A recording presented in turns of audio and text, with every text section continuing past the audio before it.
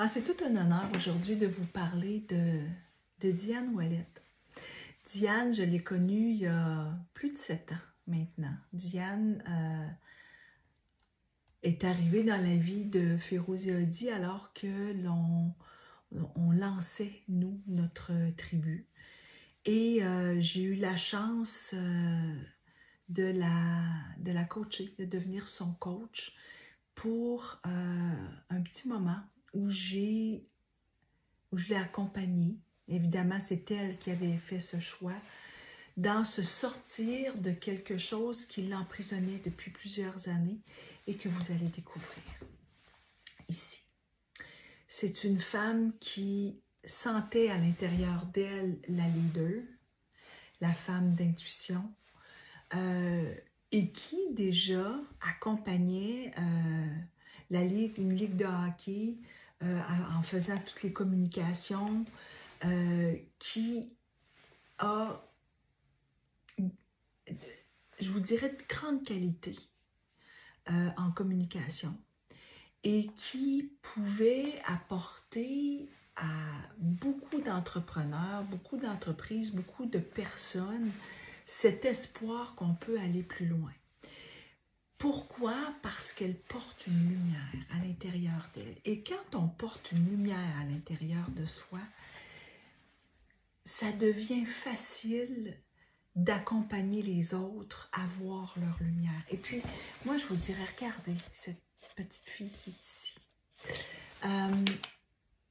La lumière qui est dans les yeux, la lumière qui est là, la fierté qui est là, c'est cette femme que je rencontre encore aujourd'hui. Qui dans le livre s'appelle Rose, mais qui s'appelle Diane pour moi. Et qui va démontrer à travers ce livre que peu importe la vie que tu as eue, même si tu t'es senti rejeté, même si tu t'es senti abandonné, que tu peux faire ton propre chemin, parce que de toute façon, ton chemin est tracé, même si dans ta vie, tu as eu des moments où tu t'es dit « non, je ne m'en sortirai pas », ben, ce que ça dit là-dedans, c'est si tu crois en toi, tu vas y arriver.